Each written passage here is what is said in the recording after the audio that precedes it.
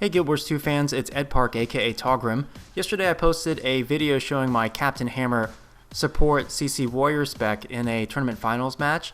This video contains my run and gun Warrior direct damage spec, and you'll get to see the differences in terms of the mechanics. I do have the same role assignment that I had in the previous video. My responsibility is to help out with the initial attempt at the enemy trebuchet, as well as to cover the area between mansion and clock tower. So I use my Warhorn 4 buff there along with Sujitsu.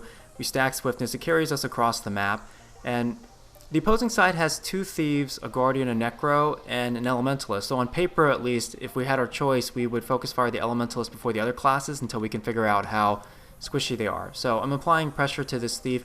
Thieves have a lot of escape abilities. I go ahead and knock him off the trebuchet area here with a rifle 5, and we were about to get on the trebuchet, but the second thief rolls up here, and then the first thief rejoins the fight, so I switch targets back to him. You can see I'm marking targets, and then I use my fear bomb and then sit down since I have an open field of fire and just catch the first thief before he jumps out behind that barrier. Now I've got him rooted, I'm hitting him with a rifle 4, he's evading, and then he uses the short bow ability to port forward, which is pretty smart, but unfortunately for him, he's in a very open field of fire, so this is pretty basic for me to finish him off. And you know, since they came and they were defending the enemy trebuchet, I'm just going to go ahead after finishing this guy and go straight over to the mansion node and get a cap there. The thief does come back. I pop off for great justice. I should have used Signet of Rage even before he came over the crest of the hill, because it's a 30-second buff, and I really don't want to be using a global cooldown, you know, in the middle of a fight, and you'll see why that's decisive. And here, I probably should have dodge rolled out of that spinning ability instead of unloading the 6100 crit from the rifle burst. And he pops his elite ability, summon two thieves. This is a pretty nasty situation because those thieves do a lot of damage, and I do get my Fear Me CC just off cooldown there right before I dropped, and I should have popped it. And I think if I had used my Signet of Rage before he came over the crest of the hill, so before he was in range of me, and then also use that Fear Bomb right at the end, I might have been able to drop him. And as it is, I got him to pretty low health. You know, I used my downstate 2 to knock him down. He eventually does finish me off, and then after rezzing, I go ahead and come back to the point. So right now, you know, they have 2 points to our 1, but they're not defending mansion. And, you know, we're keeping up a pretty steady stream on Vent as far as where we are and where our opponents are going. Sujitsu has 2 opponents in the clock tower with him, a thief and the elementalist. And I go ahead and target the elementalist because relative to the other classes that our opponents have, this is the one with the least escapability. So I end up getting him for 4,500 with the rifle 3, so he's reasonably squishy.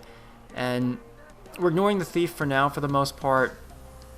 I'm trying to go ahead and track down this elementalist. And the good thing is, you know, with a class opponents, as long as you apply meaningful pressure, a lot of times they have to use their global cooldowns very defensively, you know, chasing this guy around, and then I drop him here with the rifle 3 ability. And this is a really great thing. Like, compared to Captain Hammer, this spec is squishier and has less CC, but obviously it has really good range capability, and that's the difference. And run and gun also works very well in Worldview War for that reason.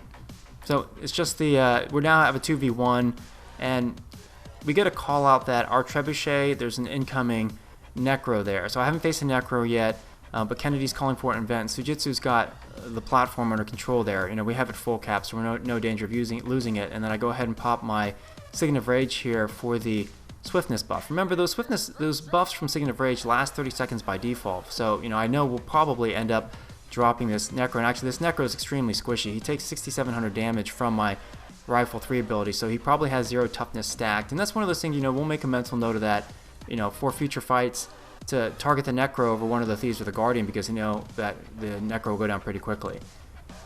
So we're getting some nice artillery support. The elementalist pops his Whirlwind Elite ability, which is pretty tough because it's both a knockback effect you can see there, as well as providing him with stability.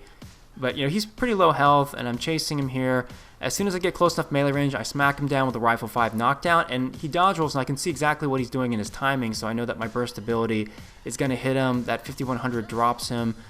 Use the downstate ability to root me. I counter with Shake It Off, and then I start to channel my finish move here, and he pops his downstate ability to create a temporary misform, and I actually get hit there by a pretty nicely timed trebuchet from the enemy, but the trebuchet player doesn't come off. He might have been able to save this Elementalist, it really depends on how much crowd control he has, but I finish Elementalist, and then I go back to Mansion since that's been capped. Now, Sujitsu is watching out the window. Remember, he's got middle capped, Clock Tower, but he can see what the Thief's doing. He said the Thief is coming over the wall and jumps right over, so I don't engage him. The Thief didn't even see me, and, you know, I can, looking from Sujitsu's perspective, Sujitsu was telling me in real time what the Thief is doing, so I knew there's a pretty good chance he wouldn't even see me as long as I kind of stayed close to the wall and didn't engage him. So, you know, it's really important to have really good real-time communication in tournament matches. In my opinion, it is the most important thing, along with having a spec that works in a group context and to have a sufficient diversity of roles. You know, I have been asked a lot about what I think the optimal, you know, comp is in terms of classes, and really, in my opinion, you want good players and good communication and a diversity of roles, not necessarily classes, and you can still win tournaments that way. So let me know what questions you have, and please like, share, favorite, and subscribe. I will be posting a Mesmer video, an update to my Legion spec, which I'm really excited about, so stay tuned. Take care.